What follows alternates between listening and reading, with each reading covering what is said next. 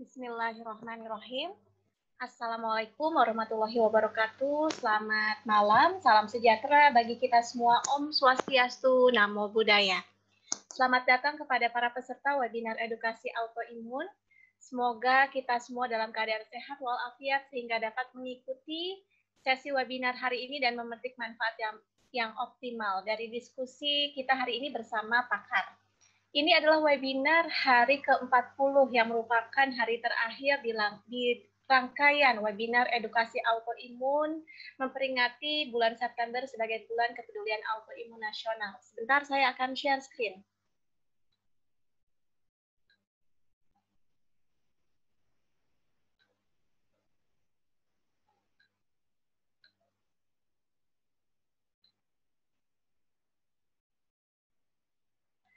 Kegiatan webinar edukasi autoimun diselenggarakan secara rutin sepanjang bulan Agustus hingga September 2020 setiap hari Senin hingga Jumat dalam rangka memperingati September 2020 sebagai bulan kepedulian autoimun nasional.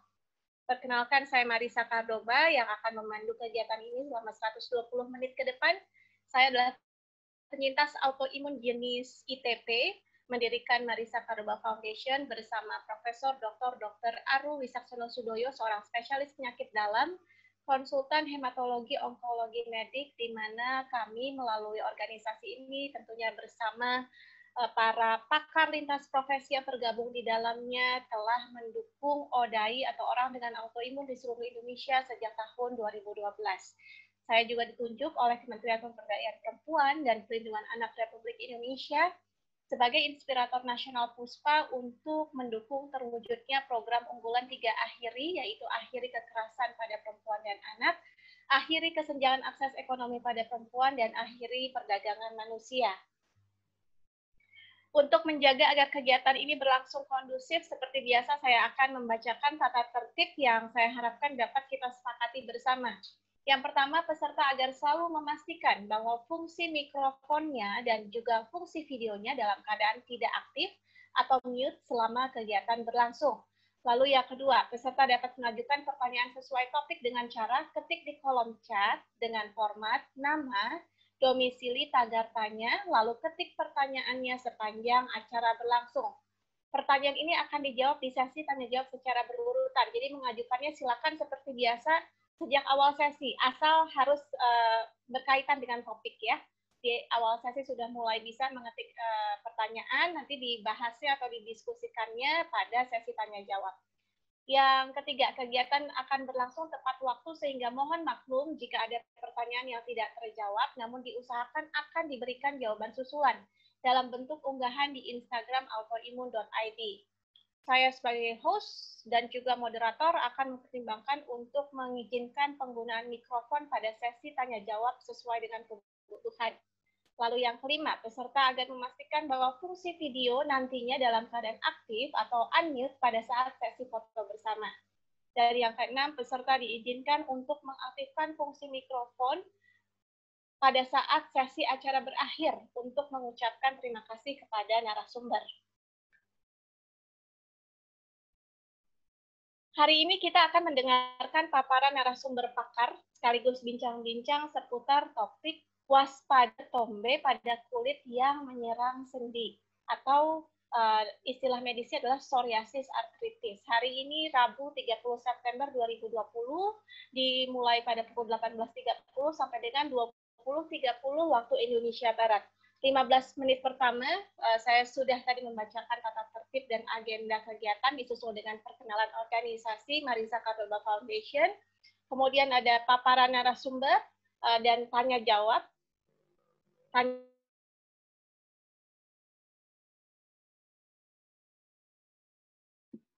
Ya.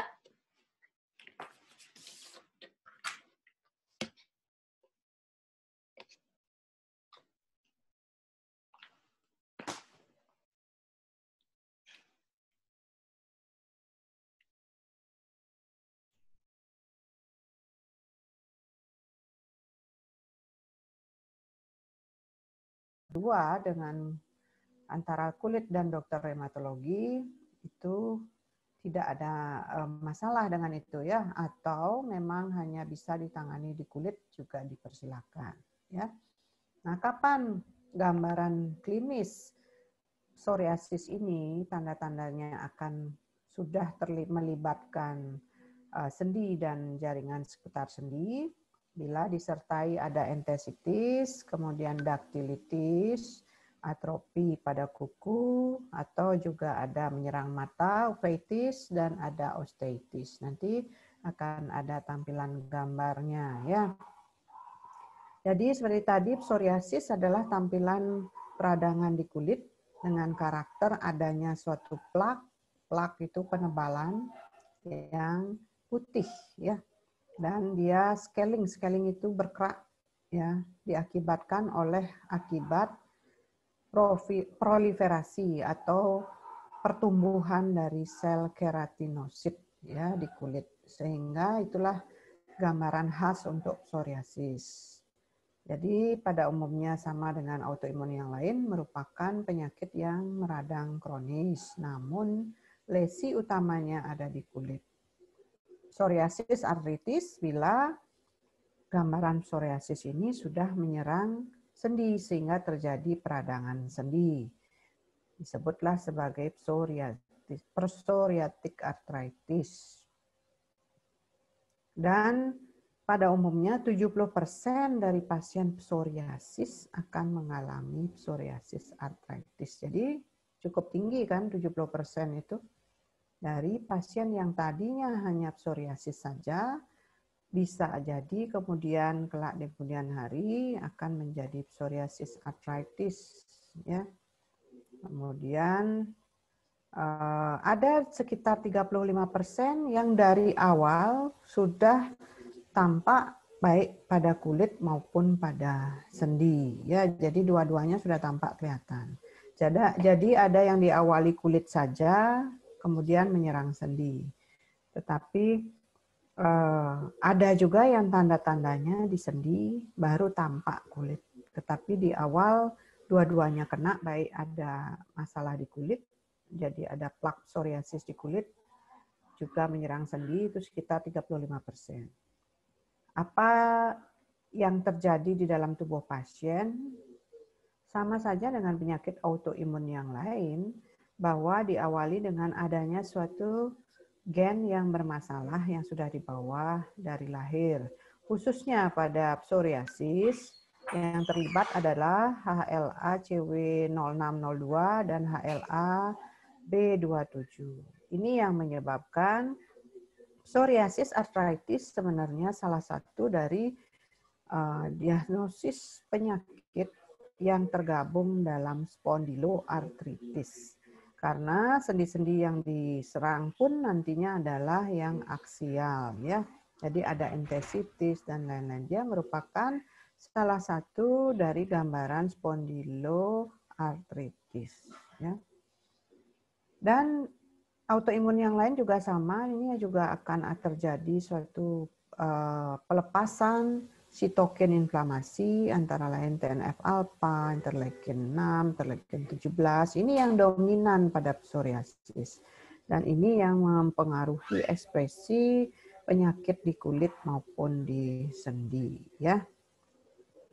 Cuma dibandingkan yang lain, jadi pada spondyloarthritis itu ada yang Crohn disease, dia menyerang usus, dia masuk kelompok IBD, irritable bowel disease, Crohn disease, colitis ulceratif. Tetapi pada psoriasis arthritis khasnya adalah terjadinya penebalan keratinosit, ya, proliferasi keratinosit sehingga terjadi plak putih ya, atau kita sebut plak psoriatik. Jadi itulah khasnya dari psoriasis arthritis. Nah, ini dia genetik faktornya. Dia melibatkan HLA-B27, HLA-B08, 01. Nah, kode-kode ini sudah merupakan ketentuan dari para peneliti, ya. Kalau kita bicara lupus, rheumatoid arthritis, kira-kira gambarnya juga hampir sama ya. Ada faktor genetik yang melibatkan gen-gen tadi, ada faktor lingkungan, yaitu bisa karena infeksi virus, infeksi bakteri, trauma fisik, merokok, yang kemudian mengaktifkan sel-sel tubuh yang dari awalnya memiliki suatu gen yang salah, sehingga terjadilah proses inflamasi, terbentuknya autoantibody oleh sel B, kemudian terjadi antigen-antibody kompleks. Namun khususnya pada psoriasis, dia memiliki gambaran klinis selain lesi psoriasis pada kulit, bisa terjadi entesitis. Entesitis itu peradangan pada tempat melekatnya tendon di tulang. Kemudian tendinitis, bisa terjadi sinovitis, dan bahkan kerusakan pada tulang atau kita sebut erosi tulang. Jadi diam-diam psoriasis ini kalau dia berkembang, dia berkelanjutan, kemudian dia menyerang sendi, maka sendi pun dibuat kerusakan sehingga muncul dan termasuk tulang terjadi erosi, sehingga nanti berujung pada deformitas atau kecacatan pada sendi dan tulang.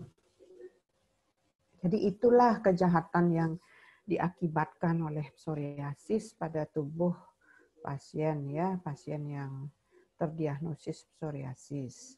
Nah, sendi-sendi yang terkena hampir mirip jadinya dengan rheumatoid arthritis ya, karena dia mengenai sendi-sendi kecil pada jari-jari baik tangan maupun kaki.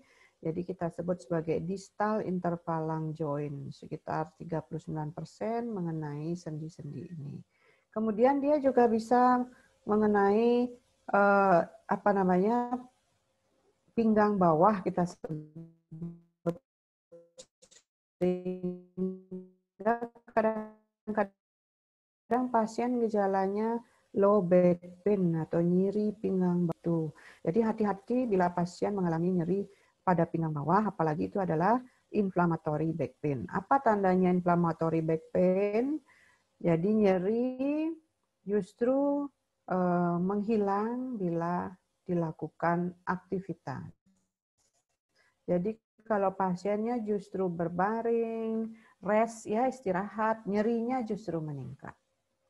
Kemudian terjadi daktilitis, sekitar 48% pasien psoriasis arthritis bisa memiliki tanda klinis daktilitis. Jadi jarinya akan bengkak, nyeri, dan bentuknya seperti sosis ya, bulat, bengkak. Ini yang membedakan tampilan dari arthritis pada sendi-sendi jari tangan antara rheumatoid arthritis dengan psoriasis arthritis. Jadi dokter-dokter yang sudah expert di bidangnya akan bisa membedakan bahwa ini adalah jari daktilitis.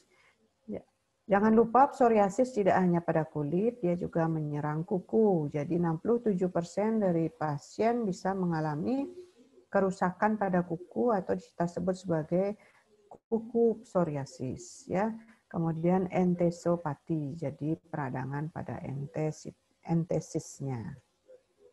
Jadi kalau kita bilang entesitis, ini adalah tempat-tempat terutama sering terjadi nyeri, yaitu pada tumit bawah. Jadi pada pasien psoriasis, kalau mengalami nyeri pada bagian tumit bawah, di tempat melekatnya tendon Achilles dengan di plantar fascia, jadi ada yang sering nyeri di telapak kaki, ini harus diwaspadai bahwa psoriasisnya sudah mulai menyerang sendi atau kita sebut psoriasis arthritis. Bisa juga di siku, jadi di siku luar mengalami nyeri, begitu juga yang tadi terjadi nyeri di pinggang bawah atau low back pain. Nah, khusus untuk pinggang bawah ini adalah inflammatory back pain sehingga pasien akan bertambah nyeri kalau disuruh istirahat. Nah, seringkali dokternya kalau nyeri pinggang ya sudah istirahat saja dulu Bapak Ibu. Padahal pada psoriasis arthritis yang mengalami low back pain itu justru kalau dibawa istirahat akan bertambah nyeri. Nah, ini juga bisa terjadi sinovitis. Nah, ini gambaran RA, dia bengkak yang merah ini. Tapi kalau psoriasis arthritis, dia bengkaknya di daerah tempat melekat tendon. Itu kita sebut sebagai entesitis. Itulah yang membedakan antara rheumatoid arthritis dan psoriasis arthritis. Jadi sekali lagi pasien psoriasis yang sering mengalami nyeri pada daerah tumit, ya, kemudian di daerah kita sebut kaki bawah, ya, hati-hati bahwa itu terjadi suatu entesitis dari tendon Achilles atau kemudian terjadi plantar fasciitis. Itu tanda-tanda bahwa psoriasisnya menyerang sendi atau kita sebut psoriasis arthritis. Bagaimana dengan di daerah synovium atau di pembungkus dari sendi, ya, synovium, itu juga akan mengalami suatu proses peradangan, kita sebut synovial angiogenesis.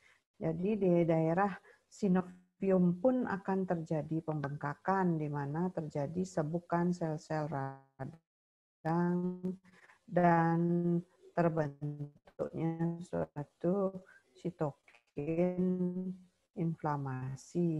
Ya, ini adalah salah satu bentuknya di mana kita sebut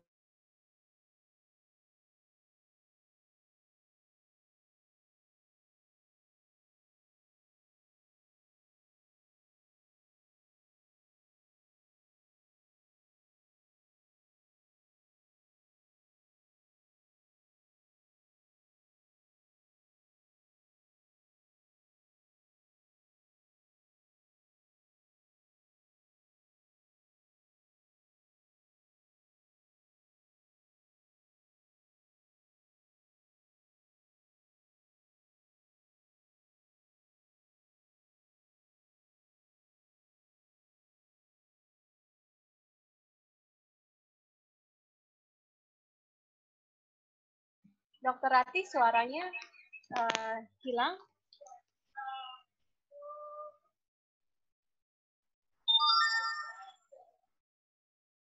Oke, tadi Ya. sudah jelas ya. Tadi sempat hilang di waktu di awal slide yang ini, Dok. Ya, ya. Jadi ini adalah daktilitis ini, proses peradangan inflamasi yang menyerang sendi jari, tapi kalau pada psoriasis bentuk jarinya itu bulat, bengkak, memanjang. Jadi hampir keseluruhan jari tampak bengkak. Ini yang membedakan dengan rheumatoid arthritis, ya. Itu yang kita sebut dengan daktilitis. Ini dia gambarnya, ya. Jadi bentuk jarinya ini bengkak, panjang, hampir menyeluruh, ya. Nah, jeleknya psoriasis arthritis ini dia juga sama dengan rheumatoid arthritis, dia akan merusak sendi. Jadi terjadi juga erosi pada tulang, sehingga jari pun bisa bengkok-bengkok, ya, bengkok-bengkok seperti ini, ya. Dan jeleknya karena erosi pada tulang, itu yang membedakan dengan rheumatoid arthritis. Dia bisa menyebabkan terjadi arthritis mutilans. Arthritis mutilans itu lepas tulang dengan sendinya. Sehingga jari pasien pada gambar D ini bisa dipanjangkan, bisa dipendekkan. Itu disebut sebagai jari teleskop. Itu kecacatan yang paling berat diakibatkan oleh psoriasis arthritis, ya. Kalau masih di gambar A ini masih termasuk yang ringan, ya. Gambar B pun kita bilang ringan. Gambar C sudah lebih berat, ya. Ini lesi di kuku. Jadi tampak kukunya tidak cantik, ya. Ini adalah lesi psoriasis pada kuku. Lihat kukunya diserang. Jadi ini bukan jamur, ini lesi psoriasis. Dan ini kukunya jadi ada apa cekok-cekok gitu, ya. Kita sebut sebagai pitting nails. Jadi seperti jarum menusuk kuku, ada lubang kecil-kecil. Itu disebut pitting nail. Kemudian lesi kulitnya hampir sama dengan nanti lesi di badannya, makanya secara awam kita sebut ketombe pada badan, ya. Itu saya awamkan supaya lebih memahami saja, ya. Itu sebenarnya lesi psoriasis. Jadi ini kita sebut sebagai kuku psoriasis, ya. Ini gambaran daripada kulit, ya. Coba perhatikan ini kukunya seperti ini. Jadi kuku yang mengering, kuning, ya. Ini yang paling berat, ya. Kemudian di badan ini namanya plak psoriasis, jadi dia tebal, kemudian putih seperti mengelupas ya. Makin dikerik makin tebal dia, atau kita sebut Koebner fenomena ya. Ini ya putih dan ini gatal, ini tebal sekali. Ini yang saya maksud, kalau lesi psoriasisnya sudah penuh menyeluruh ke badan, ini harus didampingi dokter penyakit dalam yang reumatologi ya. Karena cepat sekali nanti sendinya akan diserang.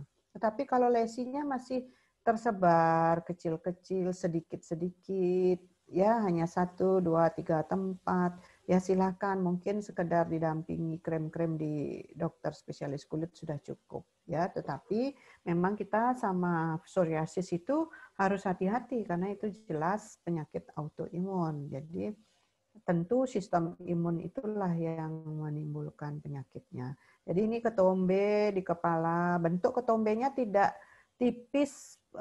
Kalau ketombe karena jamur itu dia tipis ya. Tapi kalau ketombe pada psoriasis dia plaknya tebal. Jadi seperti keropeng kalau diangkat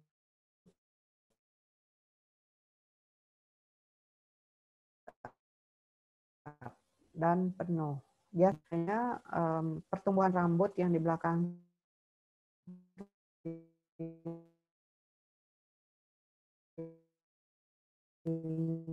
nah,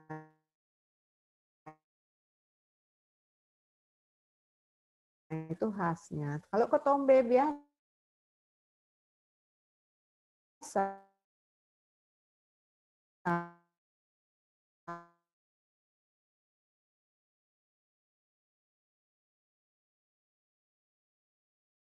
keluhan. Ini yang kadang-kadang kalau tidak awas kita menganggap ini jamur ya di lubuk di pantat.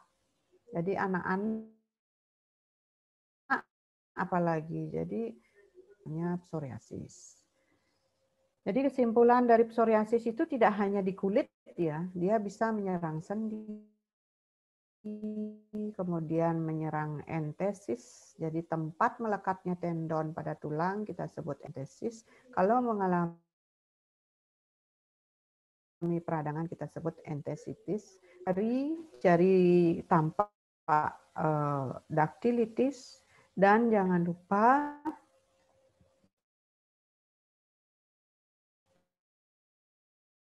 Putus-putus ya, Dok.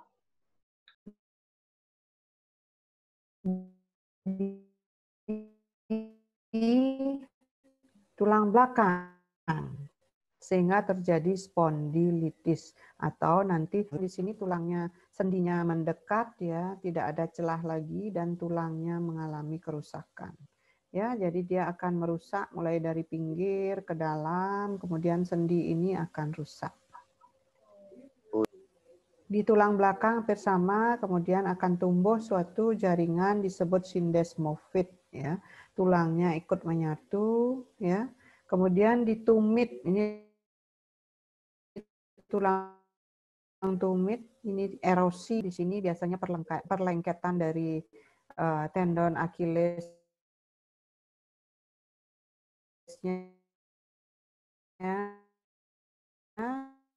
kemudian di sini tendon di plantar sehingga sering pasien mengalami plantaris. Ini bagian termukan diagnosis dengan psoriasis akan ditegakkan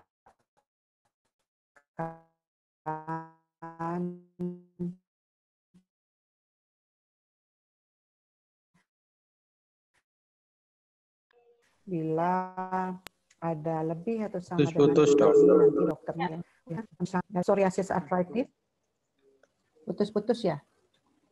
Saya nggak tahu ini apakah link saya yang kurang bagus ya. Sekarang sih lagi bagus, Dok. Sekarang lagi bagus. Tadi beberapa saat putus-putus.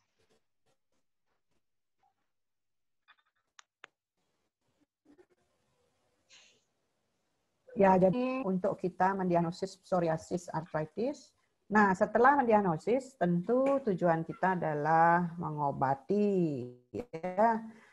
Seperti tadi, bisa jadi pengobatan di dokter kulit, sehingga dokter kulit bisa memperhatikan bagaimana caranya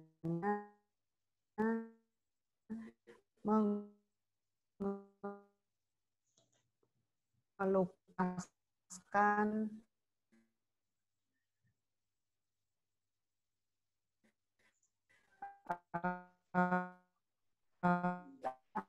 Ya, mulai putus lagi, Dok. kok apalagi yang terkena seluruh tubuh. Bagus ya? Link saya Ya, kurang bagus. iya, Ini ya? sekarang lagi bagus, sekarang lagi bagus. Ya, Ya, kelihatannya nih di Bali lagi kurang oke ya. iya, Saya tadi juga, tampak. iya, saya juga tadi sempat mati total. Ya, Ya, waktu kita lanjut waktu aja. sore tadi, ya, jadi sore tadi ngajar bagus. Nah, Oke. kita tetap ya pengobatan didampingi dengan yang non pengobatan. Ya, yang non pengobatan hampir sama saja dengan pasien autoimun lainnya. Jadi harus diperhatikan berhenti merokok, berat badan ideal ya, makan makanan yang sehat, fresh, bergizi ya. Kemudian jangan lupa olahraga ringan. Pengobatan yang kita berikan di sini pada umumnya kalau psoriasis sesungguhnya kita tidak memakai steroid, tetapi sangat mungkin pada lesi kulitnya masih digunakan steroid ya. Nah, kalau kami dokter penyakit dalam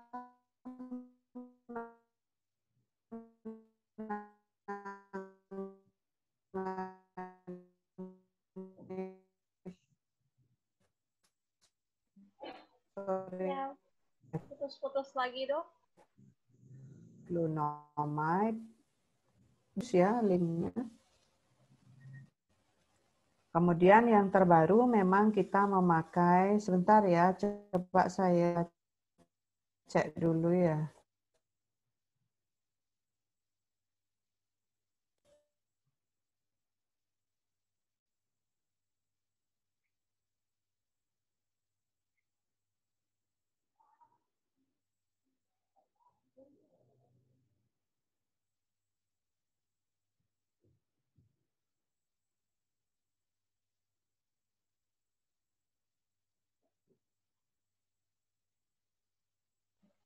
Ya, teman-teman mohon bersabar ya, karena signal Dokter Ratih nih sedang kurang bagus, dan kebetulan tadi di tempat saya juga kurang bagus, sempat mati total.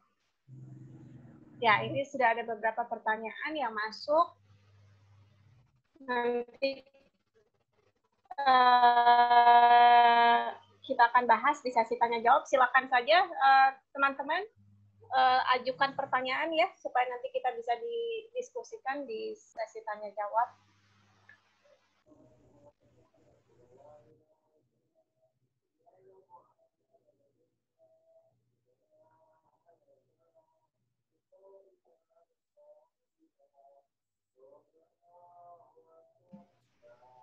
Dokter Ratih sedang cek signal.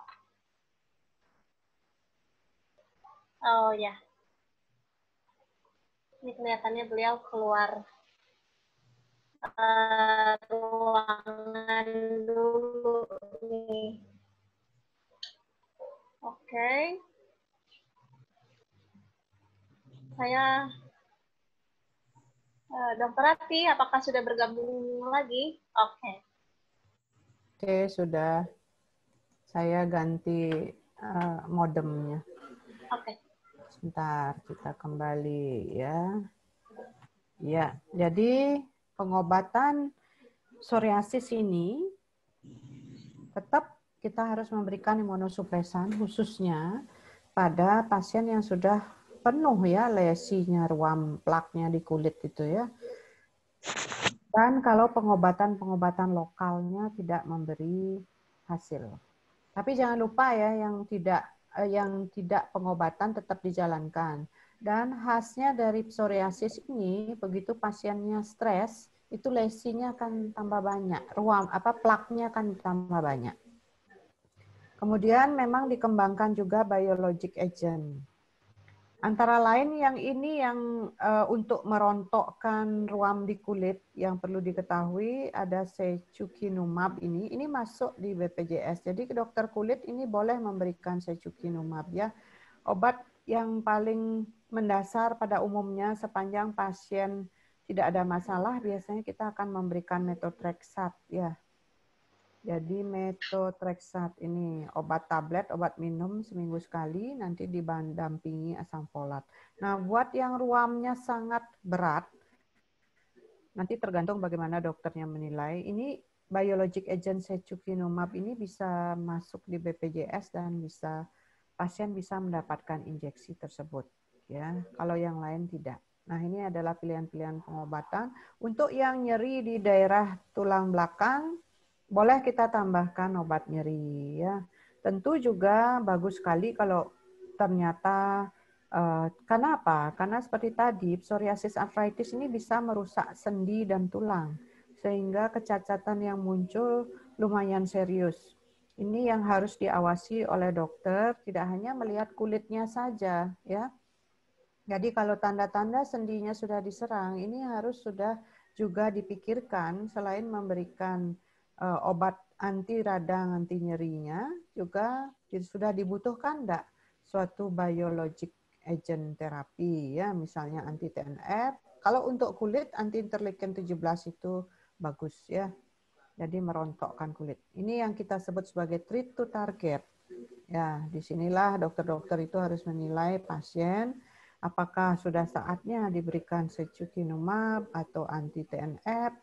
Karena kita tentu tidak menunggu ya, tunggu nanti cacat baru dikasih. Tidak, kita justru menghindari jangan sampai terjadi kecacatan lebih lanjut. Jadi pilihan terapi untuk psoriasis arthritis ini sebenarnya cukup banyak ya. Cukup banyak. Cuma yang tidak ditanggung PJS tentu tidak murah, itu cukup mahal ya. Kalau yang lesinya masih wajar ya, artinya plaknya tidak terlalu penuh, terkadang dengan methotrexate sudah bagus ya. Beberapa pasien saya dengan methotrexate itu sudah cukup untuk mengatasi psoriasis arthritis ya. Jadi psoriasis itu kalau dilihat dari prognosisnya, psoriasis arthritis, 60% dari pasien akan mengalami erosi, kerusakan tulang di beberapa sendi atau jaringan tulang yang mengalami peradangan. Dan sekitar 40% akan mengalami kerusakan. Ya. Prognosis buruk kalau tinggi terus petanda inflamasi, ya, laju endap darah, CRP selalu tinggi. Ya. Oke. Nah, ini sudah urusan dokter ini ya. Kapan kita sebut penyakitnya terkendali kalau baik bengkak maupun nyeri sendi kurang dari 1 sendi ya. Kemudian derajat indeks berat ringannya permukaan kulit yang terkena psoriasis itu kurang dari 3%. Kemudian nyeri kurang dari visual analogsnya kurang dari 15, kemudian global disease activity kurang dari 20. Ini semua ada scoring-scoring tertentu ya. Termasuk peradangan di tendon kurang dari 1 lokasi ya. Saya kira demikian pengantar kita untuk diskusi tentang psoriasis arthritis. Ya, saya persilahkan bila ada pertanyaan.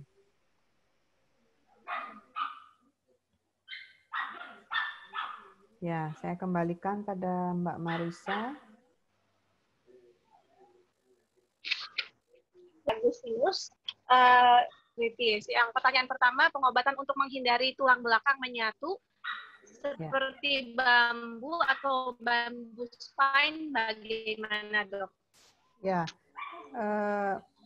proses yang menyerang tulang belakang itu penting kita selain memberikan obat nyeri dan obat nyeri atau NSAID kita sebut anti inflamasi non steroid, jadi bukan steroid dia ya, itu terus menerus pemberiannya sampai kemudian terbukti misalnya ada alergi atau ada gangguan di ginjal. Jadi tidak yang kita bilang nyeri, tidak demikian. Itu pertama ya. Jadi kita memberikan suatu obat NSAID. Yang kedua, tetap melakukan exercise yang sesuai, yang terkait tulang belakang. Pada umumnya kita sarankan untuk stretching, ya, misalnya yoga, misalnya juga berenang. Kalau berenang itu paling tidak rasa nyerinya bisa berkurang, ya, olahraga berenang. Kemudian yang ketiga, ya tentu kalau memang sudah dibutuhkan, kita harus memberikan biologic agent, karena itu yang paling kuat menahan. Tetapi di awal boleh kita berikan methotrexate atau leflunomide, ya. Oke. Baik, Dok. Pertanyaan selanjutnya masih dari Pak Agustinus dengan psoriasis arthritis. Beda biologic agent dengan DMARDS itu apa, Dok? DMARDS. DMARDS itu disease modifying arthritis drug. Ada yang konvensional. Konvensional itu berarti yang sudah lazim kita pakai tablet-tablet. Ya, contoh tadi methotrexate, leflunomide, sulfasalazine, cyclosporin, ya. Tetapi DMARDS yang biologik itulah yang kita sebut sebagai biologic agent gitu. Karena kita sekarang treat to target. Artinya apa? Methotrexate, leflunomide dia punya tempat kerja yang berbeda-beda, tetapi kalau biologic agent pun tempatnya berbeda dan dia utamanya langsung bisa di sitokin inflamasi. Misalnya seperti tadi untuk lesi kulit pada psoriasis itu cocok kalau diberikan anti interleukin 17. Nah, kalau untuk yang axial spondylitis kita mencegah menyatunya tulang atau bamboo spine tadi kita bisa berikan yang anti TNF. Tapi semua obat itu memang secara berkesinambungan juga diberikan untuk termin-termin tertentu sampai kemudian terbukti ada periode di mana kondisi pasien refraktor terhadap biologik tersebut. Itu ya. Ya, terima kasih, Dok. Yang selanjutnya Pak Widya, usia 29 tahun, kasusnya rheumatoid arthritis. Tapi beberapa bulan terakhir tumit kaki sakit tiba-tiba dan arah pinggang bawah juga muncul penebalan pada kulit betis dan dekat lutut hingga merah dan berkerak putih juga terjadi di kepala. Apakah ini termasuk psoriasis arthritis, Dok? Ya, siapa tahu ya. Siapa tahu itu sebenarnya psoriasis arthritis karena bisa jadi di awal memang dokternya mengira rheumatoid arthritis seperti tadi radang sendi atau arthritisnya itu bisa tampilannya mirip dengan RA karena kebetulan dia menyerang jari-jari tangan juga. Kadang-kadang penyakit autoimun itu kalau gejalanya tidak full blown istilahnya ya tampil itu dokter pun masih wah ini autoimun, jangan-jangan maksudnya kita membentuk suatu diferensial diagnosis. Apakah ini RA, apakah apa ya. Jadi kalau kita punya pasien namanya radang sendi lebih dari 3 sendi, menyerang sendi-sendi kecil, di awal selalu kita akan pikirkan dulu RA, karena itu yang paling banyak. Sampai kemudian dalam evaluasi, kita menemukan, oh ternyata kok muncul plak psoriasis. Seperti tadi saya bilang, belum tentu plak psoriasis kulitnya duluan. Bisa jadi radang sendinya, arthritisnya duluan. Kemudian belakangan baru muncul plak putih, jadi diagnosisnya menjadi psoriasis arthritis. Gitu ya. Ya, makasih, Dok. Yang selanjutnya Ibu Shinta, kalau sudah muncul nyeri di tumit dan plantar, apakah yang harus dilakukan langkahnya? Ya, segala sesuatunya konsultasikan ke dokter yang merawat, karena dokternya lah yang akan mengambil langkah penanganan selanjutnya. Ya, kalau tidak diceritakan, tidak disampaikan, tentu dokternya juga tidak mengetahui bahwa itu terjadi suatu apakah enthesitis dan lain-lain. Nah, salah satu yang bisa dikerjakan oleh dokter kalau dia plantar fasciitis ya di tumit kaki itu masih bisa dilakukan injeksi steroid di daerah situ, ditambah dengan suatu tindakan-tindakan non-treatment ya, misalnya latihan menjinjitkan kaki, kemudian rajin-rajin merendam kaki dalam air es seperti itu. Tapi kalau di tendon Achilles itu jangan coba-coba disuntik, nanti bisa putus tendonnya. Jadi dokter itu akan mengetahui hal tersebut ya. Ya, baik dok. Yang selanjutnya dari Ibu Shinta, kalau sudah Ibu Shinta berarti sudah, lalu Ibu Septa, teman-teman saya mohon kerjasamanya untuk jangan mengaktifkan fungsi mikrofon ya. Ibu Septa, penebalan sebagian besar kulit kepala, lalu sangat gatal dan rambut juga rontok, juga terjadi di belakang telinga. Pertanyaannya adalah, adakah rekomendasi shampoo yang cocok atau mungkin kandungan apa saja yang harus diperhatikan? Nah, kalau bagian yang lokal treatment itulah urusan dokter kulit ya. Jadi konsultasinya dokter kulit, beliau yang lebih tahu ya. Oke, baik. Yang selanjutnya Ibu Cintami dengan kasusnya RA. Akhir-akhir ini kulit kepala suka gatal, kulit mengelupas, putih abu tebal, lalu suka keluar cairan dan berdarah. Apakah ini kasus alergi atau psoriasis? Apa bedanya kasus alergi atau psoriasis, dok? Ya, itulah pentingnya dokter itu memeriksa langsung ya. Karena beliaulah nanti yang tahu ini alergi atau psoriasis. Jadi plak psoriasis itu ya berbeda memang dengan alergi. Kalau alergi tampilannya dia urtikaria namanya ya. Jadi dia bengkak di bawah kulit, memerah ya sama gatal juga. Tapi dia tidak plak putih. Alergi nggak ada plak putih ya. Tetapi kalau dia suatu peradangan vaskulitis pembuluh darah, misalnya pada pasien lupus, nah bentuknya bisa juga seperti kulit orang alergi. Nah ini dia nih yang perlu pengalaman klinis yang cukup ya untuk para dokter mengenal hal itu ya. Jadi jangan lupa kalau ada keluhan-keluhan tambahan selalu komunikasikan pada dokternya ya. Oke, baik. Yang selanjutnya dari Ibu Minar, kelihatannya beliau ada kesulitan untuk mengetik. Silakan Bu, bisa diaktifkan mikrofonnya untuk bisa bertanya langsung. Ya, terima kasih kepada Mbak Moderator. Selamat malam, Dr. Ratih. Ya. Saya Minar. Sebenarnya saya bukan salah satu penyintas psoriasis AR, tapi terakhir saya konsultasi, maksudnya selama ini saya mengalami psoriasis sudah 15 tahun lamanya. Dan pertama sekali saya pergi ke dokter sampai ada second opinion. Dan dokter mendiagnosa saya itu kena psoriasis pustulosa. Jadi hanya menyerang telapak tangan saja, tetapi gejalanya cukup parah. Sampai bernanah gitu dok, nanah dan radangnya luar biasa banget.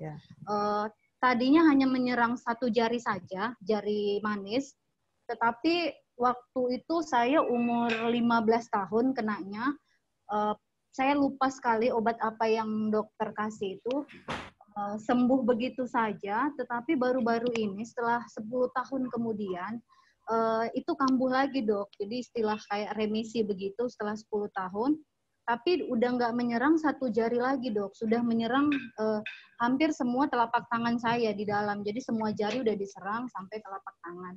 Nah terakhir saya ke dokter, tetap diagnosisnya pustulosa dan katanya cukup penderita pustulosa kayak semacam pelamar-pelantar kalau saya nggak salah itu katanya cukup jarang. Yang mau saya tanya dok, salep yang saya gunakan itu yang paling sederhana itu Cloderma waktu itu dikasih sama dokternya. Tapi kalau saya mengalami ini nggak pernah sembuh dok, jadi sekarang juga masih gatal walaupun tidak bernanah. Itu gimana ya dok untuk keseharian saya atau apa memang perlu terapi? Itu gimana dok? Terima kasih dokter. Ya kalau memang itu muncul lagi dan sangat mengganggu dan bertambah banyak, terkadang itu obat-obat topikal belum cukup sehingga perlu konsultasi ke dokter penyakit dalam juga untuk mendapat terapi sistemiknya. Kalau Mbak Minar cuma dikasih salep saja, kadang itu tidak cukup. Ya harus ada tambahan terapi imunosupresan. Sudah diberikan ya?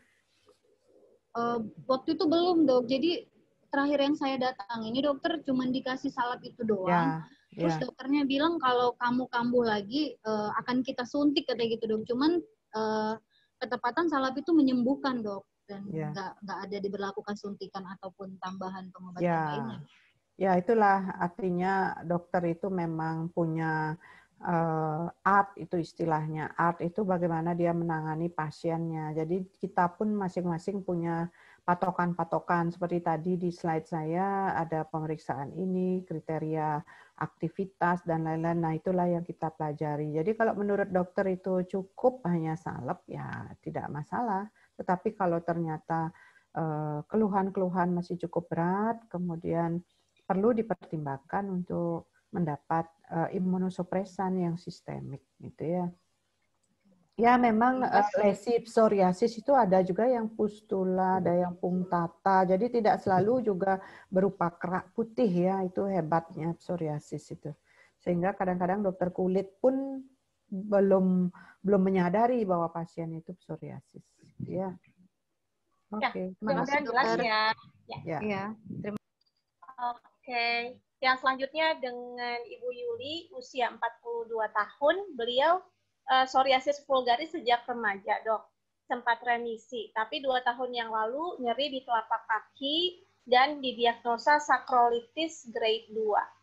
Apakah ini juga bagian daripada psoriasis artritis? Lalu pertanyaan selanjutnya, bedanya psoriasis artritis dengan spondylosis artritis itu apa? Apakah keduanya bisa menyerang tulang? Linknya kok jelek ya. Ya. Semoga penjelasan saya cukup jelas suaranya ya. Jadi psoriasis arthritis ini merupakan salah satu bagian dari spondyloarthritis karena ada yang lain yaitu IBD ya, Crohn disease, colitis ulceratif, kemudian reactive arthritis ya, ankylosing spondylitis. Nah, karena kenapa dia dikelompokkan dalam spondyloarthritis karena masing-masing bisa menyerang sendi-sendi ya, sendi-sendi dan utamanya adalah sendi aksial, tetapi juga bisa menyerang sendi yang di perifer istilahnya ya.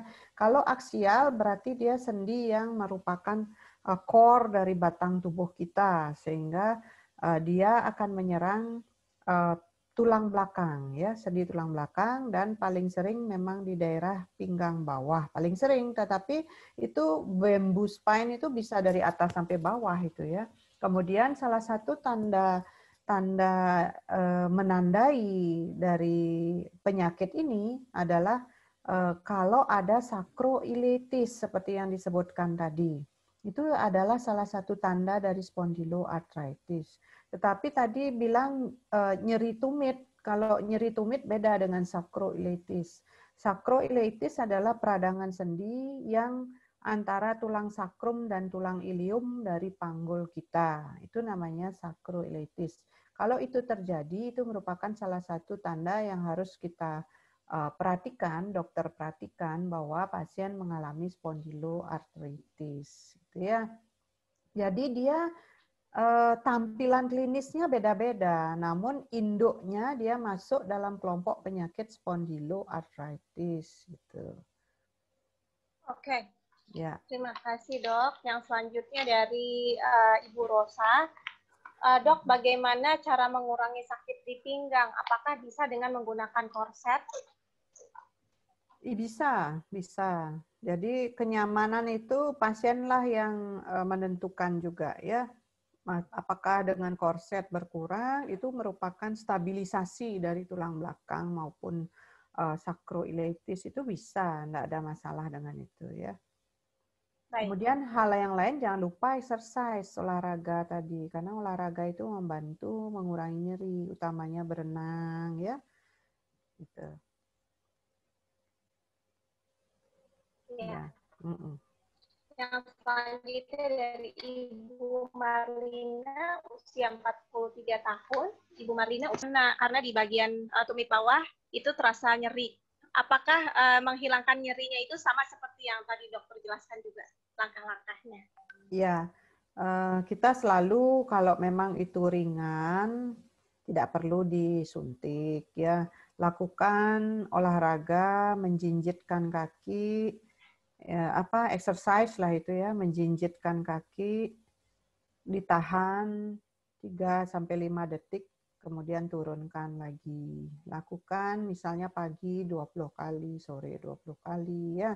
Itu salah satunya. Yang kedua, bisa juga memakai bola tenis. Jadi bolanya sambil kita duduk, kemudian ditaruh di bawah kaki kita, di lengkungan kaki kita, kemudian bolanya keliling-keliling dia dikelilingkan seperti itu. Itu tujuannya memang melemaskan tendon yang tegang. Atau juga menggunakan botol diisi air hangat, kemudian ditaruh di bawah kaki, kemudian diguling-gulingkan botol itu menggunakan kaki kita. Ya, itu salah satu metode-metode untuk mengatasi nyeri pada tumit.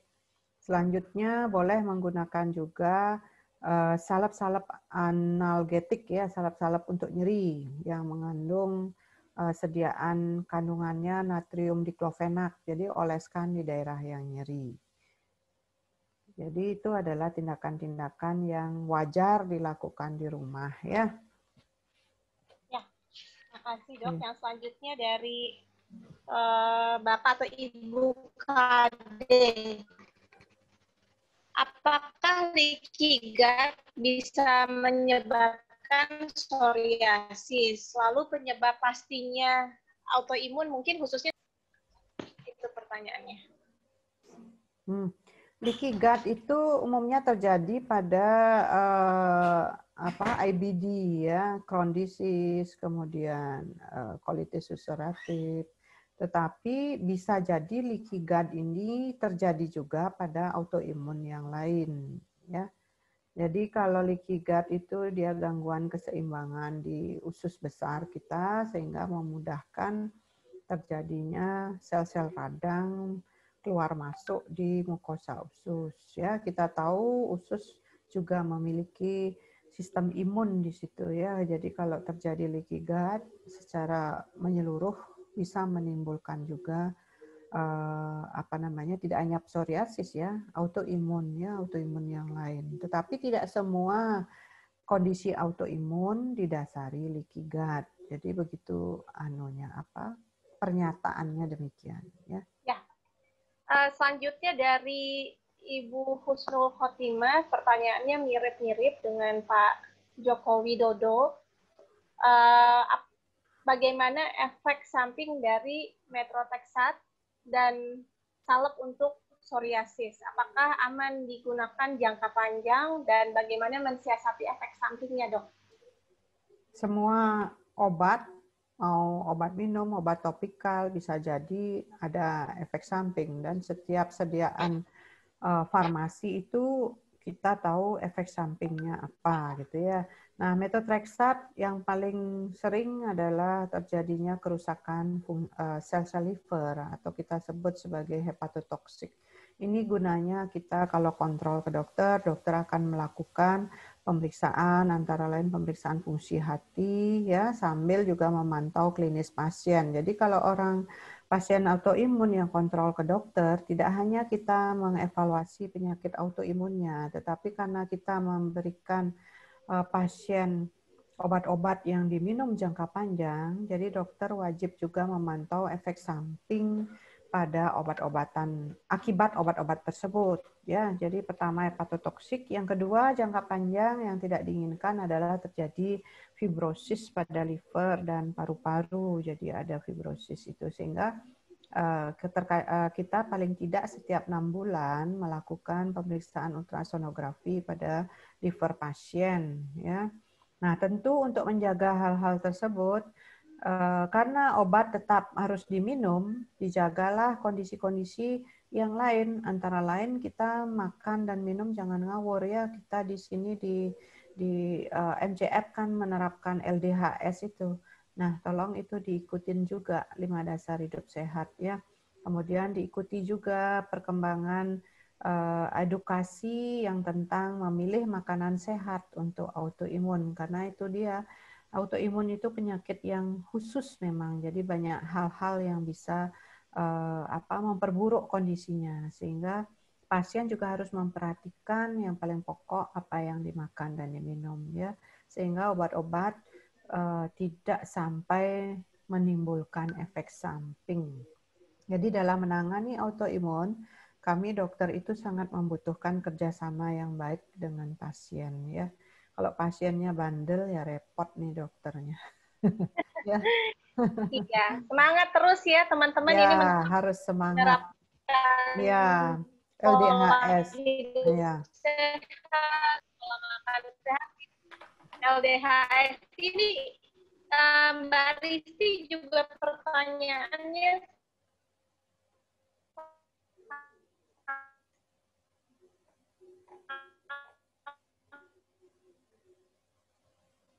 sama nih, makan sehatnya gimana sih kalau untuk rheumatoid arthritis? Ya. Psoriasis arthritis itu sebetulnya bisa dilihat di panduan tiap hari Ya. ya, ada di grup LDHS ya dok ya. Ya, ya. Jadi tidak ada yang artinya tidak kita panduan makanan sehat ya. Sudah ya, terdengar? apakah suara saya jelas dok? Ya sudah. Tadi ya. putus-putus ya. Masuknya dok? Sudah. Ya. Jadi makanan sehat itu panduannya seperti yang dibuat di grup kita ya, di grup MCF itu sudah sering di-upload. Silakan itu dibaca-baca karena hal-hal khususnya tidak terlalu banyak berbeda ya antara autoimun satu dengan yang lain ya. Jadi harus rajin juga membaca. Ya. Ya, Mbak Marisa boleh lanjut? Harus rajin baca, ini kadang-kadang postingan setiap hari. Ya, kadang-kadang postingan setiap hari nggak dibaca ya dok ya. Iya, gitu. Oke. Yang selanjutnya pertanyaannya masih dari Pak Joko Widodo. Dok, saya penyintas psoriasis artritis usia 47 tahun. Apakah konsumsi obat-obatan seperti DMARD harus seumur hidup? Lalu saya mendengar di Malaysia dan Singapura sudah ada acitretin dengan merek dagang Neotigason sudah dipakai sebagai pengobatan resmi. Tapi kenapa di Indonesia masih belum ada dan bagaimana cara mendapatkan obat tersebut? Yang pertama, tidak ada istilah kita harus seumur hidup ya. Kalau pasien mencapai remisi, apalagi remisi yang bisa tanpa obat, beberapa pasien saya mampu seperti itu, tapi khususnya masih di lupus ya, tentu tidak perlu pengobatan seumur hidup ya. Nah, kemampuan untuk mencapai remisi ini tidak melulu tentang obat yang diberikan dokter dan bukan dokternya pinter, tapi kalau pasienlah kembali harus mampu membawa dirinya ya. Seperti kemarin edukasi yang kebetulan saya jadi moderator itu dari Mbak Dian Sarip, itu bagaimana acceptance ya, menerima kondisi autoimunnya. Jadi makin pinter pasien itu mengendalikan dirinya, makin mempercepat proses ke arah remisi, makin bisa kita tanpa obat. Nah, justru itu adalah tujuan kita. Jadi kita bukan bertujuan harus memberi obat terus-menerus, enggak ya. Dan ini yang saya maksudkan, peran pasien terhadap dirinya sendiri itu sangat penting. Jadi pasien benar-benar harus menjaga dirinya ya. Kemudian tentang pertanyaan, tidak semua obat bisa masuk Indonesia. Yang menentukan tentu pemerintah, bukan dokter ya. Jadi bagaimana sebuah obat itu masuk ke Indonesia itu akan ditapis dulu oleh Balai POM, kemudian ada syarat-syarat tertentu yang harus dipenuhi oleh farmasi-farmasi tersebut sehingga bisa masuk ke Indonesia. Nah, ini tentu yang mengetahui adalah Departemen Kesehatan, dan saya pun misalnya dokter-dokter Indonesia untuk meresepkan tidak lagi ketakutan ya, tidak takut kita meresepkan karena sudah oleh pemerintah kita dilindungi, ya. Tapi kalau obat itu ternyata kita beli sendiri, misalnya online dan seterusnya, nah kita tidak tahu kalau obat itu obat palsu, obat yang sebenarnya tidak cocok dengan Indonesia, gitu ya. Contohnya begini, saya tidak punya penelitian, tetapi ini hanya pengalaman klinis. Pasien saya dengan methotrexate itu pada umumnya masih aman-aman saja, ya. Sejauh dia ada yang 5 tahun memakai methotrexate, ada yang 7 tahun lebih. Tetapi kalau di Jepang, methotrexate itu sangat ditakutin. Nah, ini bagusnya kalau di pemerintah Jepang itu dia sudah punya penelitian ilmiah. Jadi ilmiah yang berbasis bukti ini terhadap masyarakatnya yang secara genetik itu tidak memberi respon baik dengan methotrexate. Jadi mereka memakai methotrexate itu sangat hati-hati di sana. Boleh dipakai tapi dengan pemantauan sangat ketat. Tapi nyatanya kalau dilihat dari masyarakat kita orang Indonesia itu kuat-kuat aja ya dapat methotrexate. Nah, itu secara genetik kita berbeda. Itu sebabnya obat-obat yang diproduksi di luar negeri, kemudian penelitiannya menggunakan sampel mereka, terkadang kita harus hati-hati masuk ke Indonesia. Nah, yang menentukan kehati-hatian dan memilih obat ini layak tidaknya masuk Indonesia itu bukan dokter, yang menentukan Departemen Kesehatan dengan Balai POM, ya.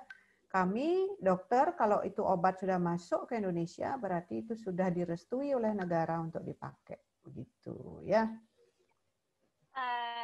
Selanjutnya dari Ibu Ratna, Dok, apakah pada psoriasis artritis yang menyerang sendi mengakibatkan penebalan juga pada kulit sendi tersebut? Saya di ruas-ruas sendi jari tangan semua sakit, terutama pada saat menulis, tapi tidak ada penebalan pada kulitnya. Nah, ini termasuk RA kah atau psoriasis artritis menurut dokter?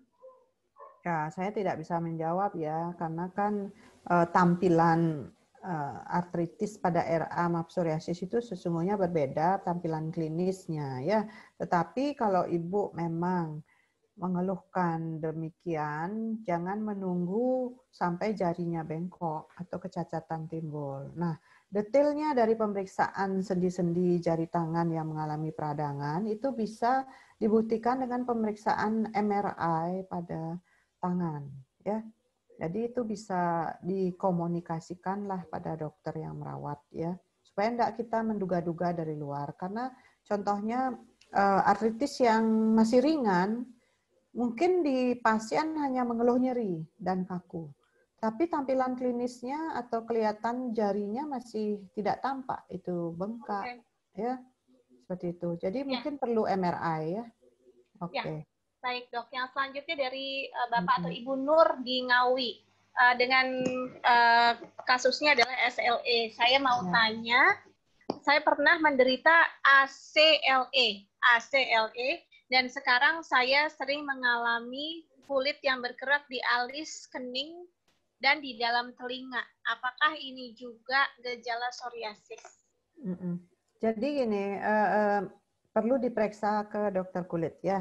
Dan jangan lupa memang tampilan kulit lupus itu bisa psoriasis ya. Atau memang bisa koeksis ya. Jadi dua-duanya ada. Ya lupus ada, psoriasis ada ya. Ya, baik Dok. Jadi selanjutnya kalau mau pemeriksaan baiknya ke spesialis penyakit dalam atau ke spesialis kulit dan kelamin?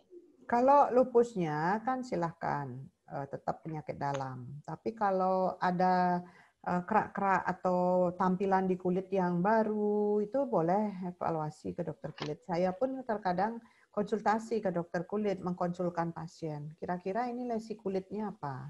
Dan kalau memang dibutuhkan, itu dokter kulit selain bisa menggunakan dermoskop, bisa juga melakukan biopsi, ya, untuk lebih teliti.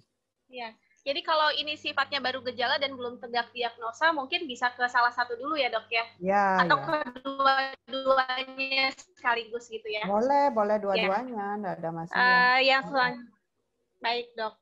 Yang selanjutnya dari Bapak atau Ibu Widya, memastikan psoriasis atau tidak, psoriasis artritis, tes labnya itu apa saja sih, Dok? Ya, kalau lab, ini pertanyaan tentang psoriasis arthritis kan ya. Jadi pertama, Ya. psoriasis arthritis ini bedanya dengan lupus misalnya ya.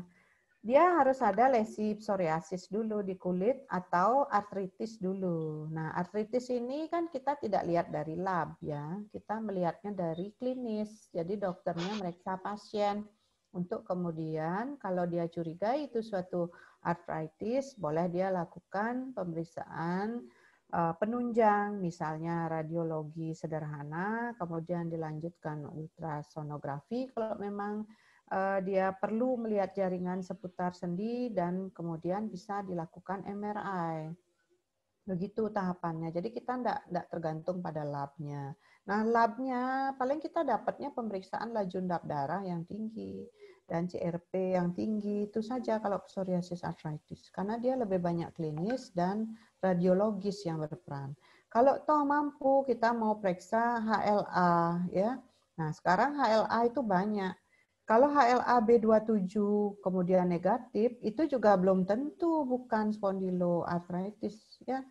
Jadi saya pun tidak pernah meriksa HLA. Kalau dilihat tadi kriteria Kaspar tadi tidak mencantumkan HLA ya.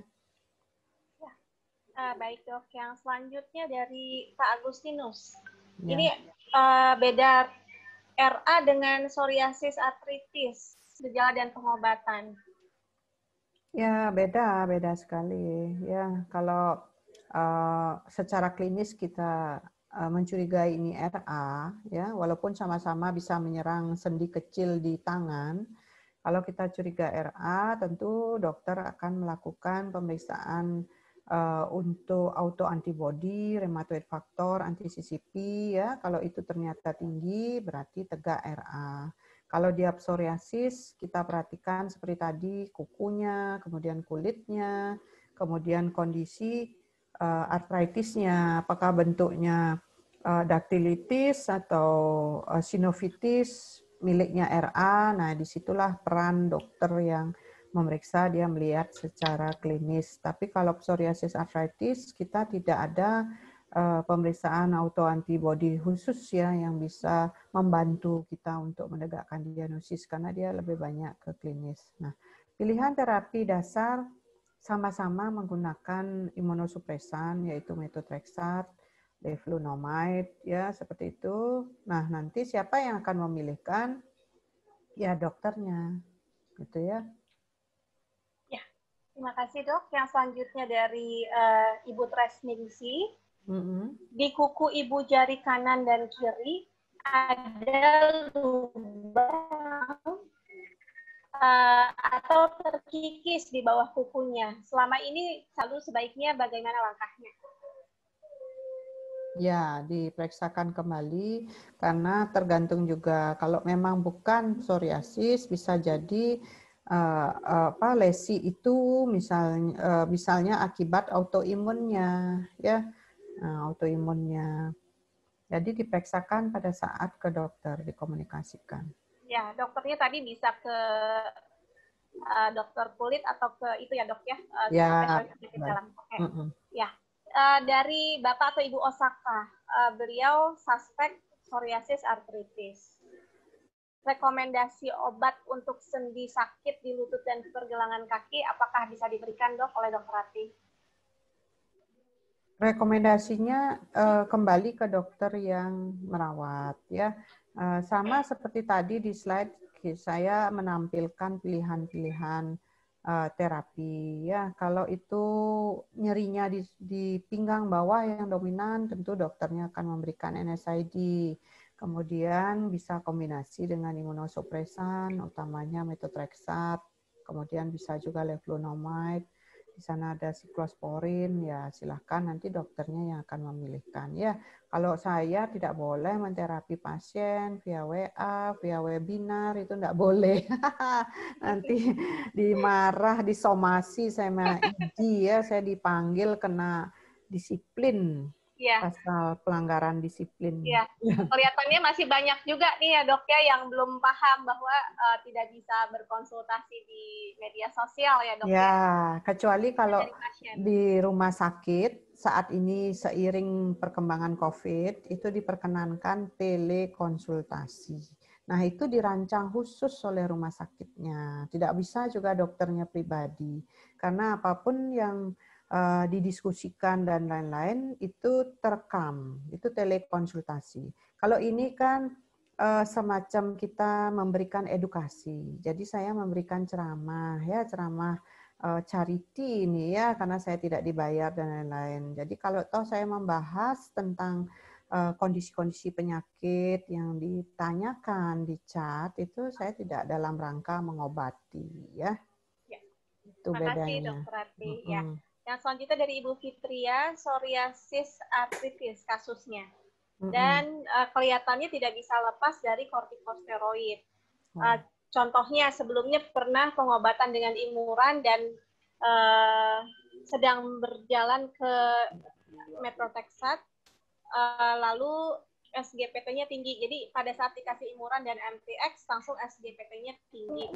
Langkahnya harus bagaimana ya dok? Alternatif obatnya apakah ada? Ya.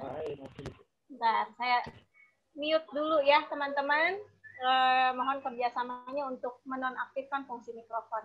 Ya, jadi kembali ke Ibu Fitria tadi kasusnya psoriasis artritis dan selama ini tidak bisa lepas dari kortikosteroid. Pernah coba imuran dan MTX tapi SGPT-nya jadi tinggi. Pertanyaan beliau apakah ada alternatif obat lain, lalu langkahnya apa? Biasanya apa alternatif obatnya? Kalau psoriasis itu ya, dia agak berbeda dengan lupus ya. Kalau kita berikan steroid, psoriasisnya bisa makin berat ya.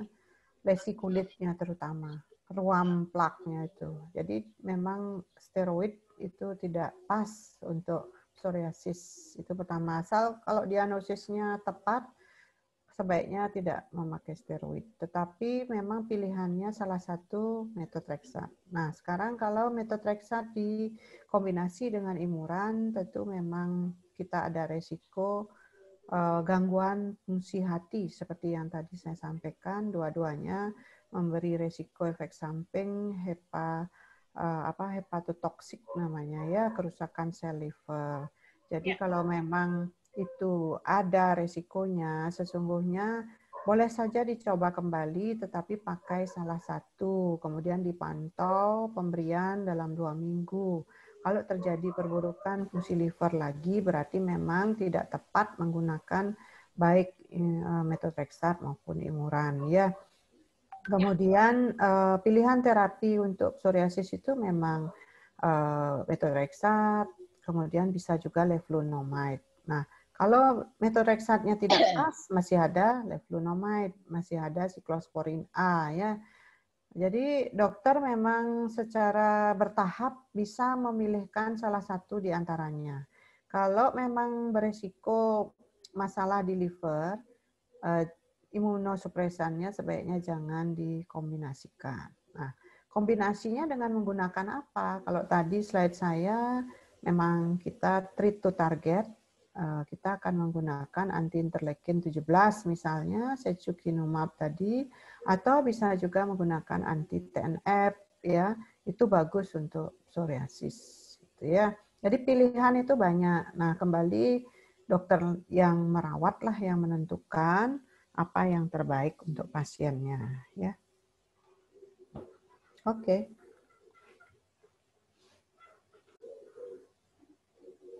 Masih mute, Mbak Marisa, masih mute. Ya.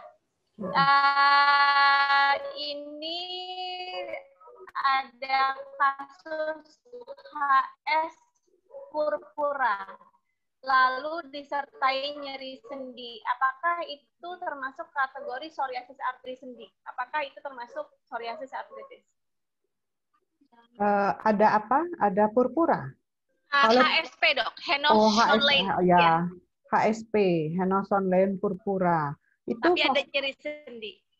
Iya, itu vaskulitis ya. Jadi dicari dulu HSP ini background-nya apa? Apakah dia murni vaskulitis atau memang dia di latar belakangi sesungguhnya lupus? Karena lupus itu sering tampilannya juga HSP, apalagi menyerang sendi. Ya, kalau vaskulitis murni dia tidak kena sendi, tapi kalau sudah mengenai sendi, nyeri-nyeri, hati-hati, bisa jadi sesungguhnya induknya lupus. Nah, itulah apa istilahnya uniknya lupus itu, makanya disebut 1000 wajah lupus. Karena di dalam lupus itu sendiri ada apa namanya tampilan inflamasi-inflamasi lain. Jadi misalnya vaskulitis, kemudian bisa juga psoriasis gitu bentuknya ya. Itu lupus itu seperti itu. Jadi saran saya dokternya harus mencari ke belakang lagi. Ini HSP plus arthritis ini sebabnya apa? Untuk mencari terapi yang lebih tepat nanti ya. Ya, baik dok. Yang selanjutnya dari Ibu Yeviani Oktora. Dok, saya pernah AIHA dan saat ini masih suspek SLE. Lalu pernah didiagnosa oleh dokter kulit bahwa DLE. Untuk DLE ini apakah bagian dari autoimun juga, dok? Ya, discoid lupus erythematosus itu bagian dari lupus di kulit dan terkadang walaupun tampilan awalnya DLE, dia lama-lama jadi SLE, systemic lupus erythematosus, karena memang seperti itu perjalanannya. Nah, AIHA ini itu bisa juga menjadi bagian dari lupusnya. Makanya harus hati-hati kalau ada dua permasalahan. Makanya kalau pada lupus kita selalu memakai kewaspadaan lupus pada mereka wanita usia muda ada 2 atau lebih organ terkena. Hati-hati bahwa yang kita hadapi itu sebenarnya adalah pasien SLE. Jadi ini kan ada DLE, ada AIHA, itu berarti 2. Kulitnya kena dan hematologinya kena. Jadi siapa tahu sesungguhnya ini adalah SLE ya. Jadi lupus sistemik gitu. Ya. Semoga membantu ya Ibu. Lalu yang selanjutnya dari Ibu Afifah, kena psoriasis lalu mengalami nyeri sendi di kaki dan tangan. Terkadang punggung belakang juga, namun tidak terlihat biru-biru bengkak. Tidak diberi obat oleh dokternya untuk nyeri sendi, tapi diberi salep racikan untuk psoriasis di kepala, punggung, dan lipat siku. Apa yang harus saya lakukan untuk supaya kondisinya membaik, dok? Ya, kalau menurut saya, saran saya harus duet ini dengan internis reumatologi ya, karena sudah menyerang sendi. Jadi seperti penjelasan tadi, 70% loh pasien psoriasis itu bisa dikenai sendi ya. Jadi cukup tinggi sebenarnya. Namun tidak kita berharap demikian. Artinya kalau memang ini sudah mengenai sendi, terkadang dokter kulit tentu tidak bisa ya memberikan terapi karena bidangnya berbeda ya. Kombinasi saja konsul ke internis reumatologi ya. Ya. Oke. Baik dok, terima kasih banyak. Ini pertanyaannya sudah terjawab semua teman-teman. Ya. Kita masih punya waktu sekitar 25 menit lagi. Silakan mengajukan pertanyaan. Sambil saya menunggu pertanyaan yang masuk, saya akan share screen. Ayo ditunggu ya teman-teman ya. Manfaatkan waktu kita nih bersama Dr. Ratih. Saya akan share.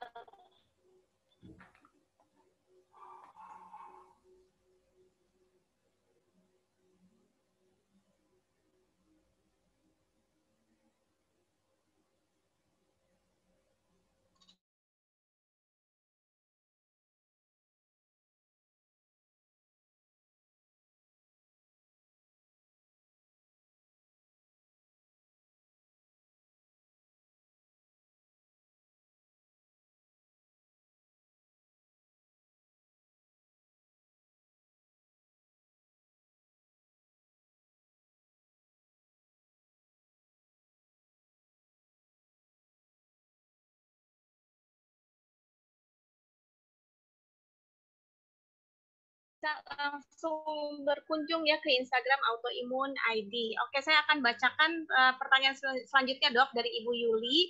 jika konsumsi imunosupresan tidak juga remisi, apakah bisa jika dikombinasi dengan stem cell? Karena beberapa info stem cell juga membantu meningkatkan sistem imun atau mungkin memperbaiki kondisi autoimunnya.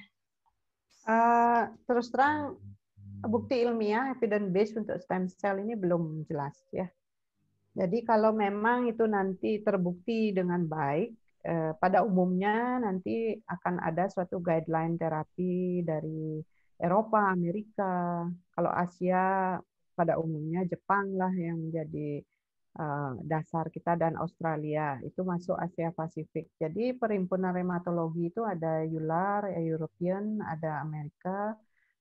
Ini yang namanya obat-obat baru, tata laksana baru, pasti berkembang di sana duluan. Dan ya kita harus maklum ya, Indonesia itu 10 tahun kemudian akan sampai di Indonesia. Itu saya lihat rata-rata seperti itu ya.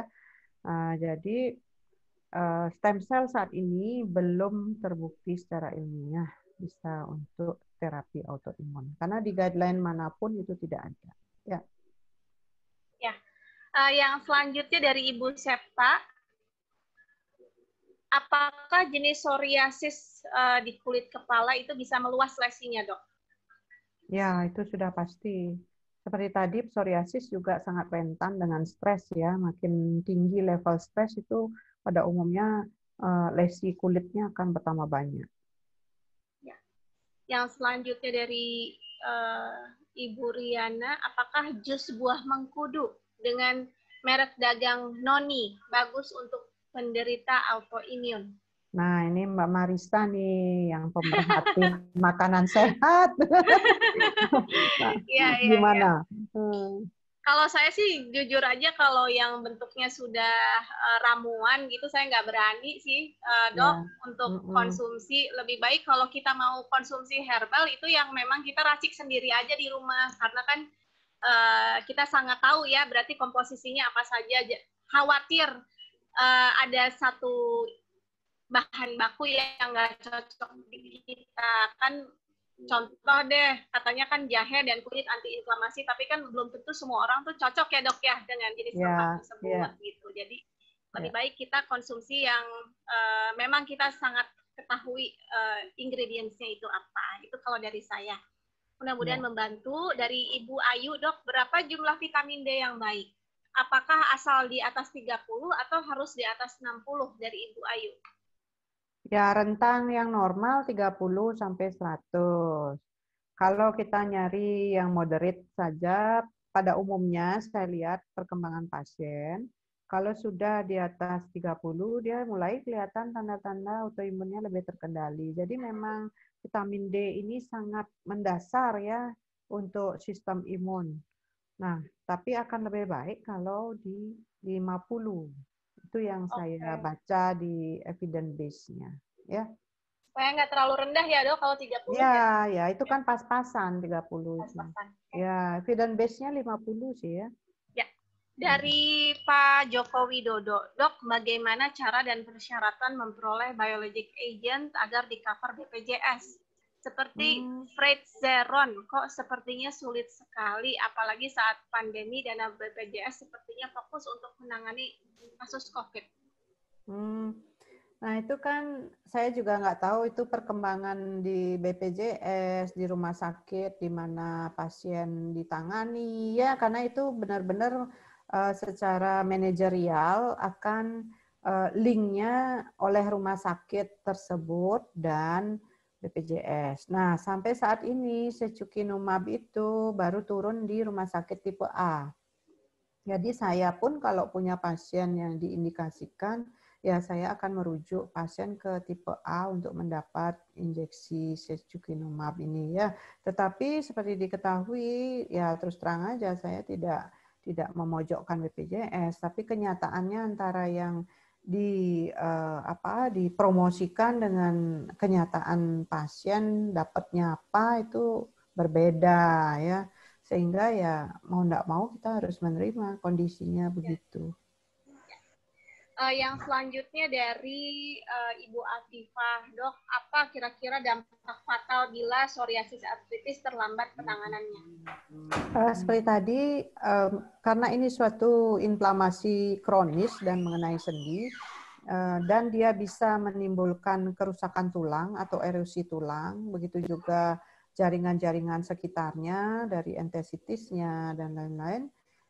Tentu salah satunya adalah kecacatan. Tadi saya tampilkan di slide ada yang disebut psoriasis mutilan. Jadi tulangnya yang gambar D tadi itu tulangnya sudah hancur sehingga jarinya itu bisa dipanjangkan kemudian dipendekkan karena sudah tidak ada tulang di situ, disebut jari teleskop.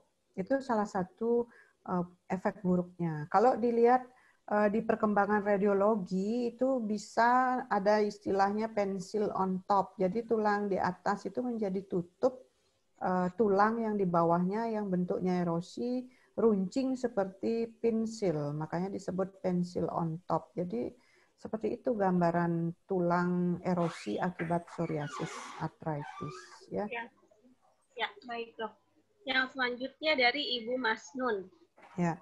Dok, saya 41 tahun dan psoriasis vulgaris juga artritis. Jadi psoriasis vulgaris dan psoriasis artritis.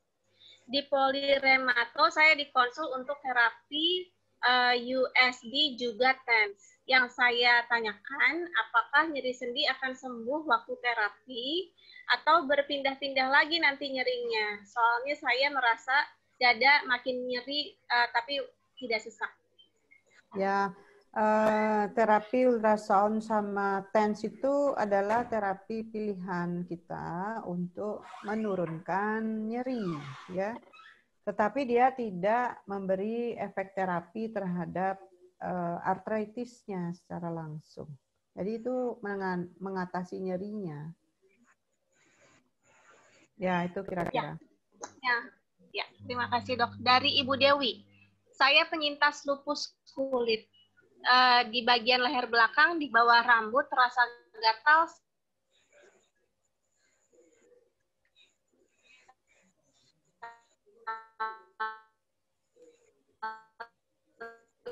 Dan bercak merah agak hitam. Apakah itu termasuk ciri psoriasis? Ya, kalau lupus ya, ada lupus kutaneus, ada yang subakut, ada yang akut dan ada yang kronik gitu ya. Bentuk des, kemudian ada diskoid, itu ada macam-macam. Ya, jadi bisa jadi itu lupus kutaneus gitu ya. Apakah lesi diskoid dan lain-lain ya tergantung nanti bagaimana dokternya memeriksa ya. Jadi bisa jadi itu lupus kutaneus ya. Baik dok. Dari Pak Joko lagi nih. Pak Joko nih paling aktif bertanya nih kayaknya. Oke. Saya menyintas psoriasis artritis, apakah berarti pasti ada keturunan psoriasis dari orang tua atau generasi di atas saya? Atau mungkinkah mereka mengalami autoimun jenis lain walaupun tidak terdiagnosa? Lalu apa tidak bisa muncul karena gaya hidup atau akibat polusi atau mutasi gen? Wah, ini pertanyaannya